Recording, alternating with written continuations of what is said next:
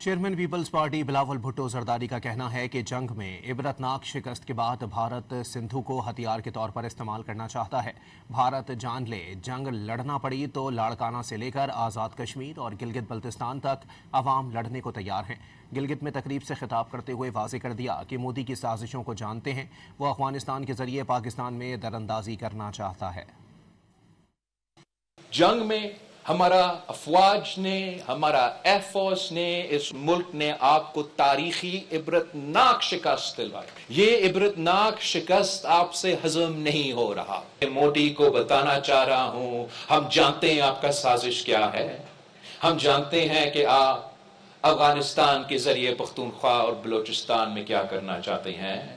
ہم جانتے ہیں کہ آپ کے مالی آنکھ میرے پیارا گلگت بلتستان اور آزاد کشمیر کی طرف آپ دیکھ رہے ہیں۔ آپ کا سازش ناکام ہوگا۔ پاکستان کے عوام، گلگت بلتستان کے عوام، آزاد کشمیر کے عوام انشاءاللہ تعالی کامیاب ہوں گے۔ اب وہ انڈس کو، سندھو کو ایک ہتھیار کے طور پہ پاکستان کے خلاف استعمال کرنا چاہتے ہیں۔ ہم سندھو پہ سودا کرنے کے لیے تیار نہیں ہیں۔ جنگ لڑنا پڑیں گے تو جنگ لڑنے کے لیے تیار ہے۔ گلگت بلتستان، آزاد کشمیر سے لے کے لاڑکانوں تک کے عوام تیار ہے۔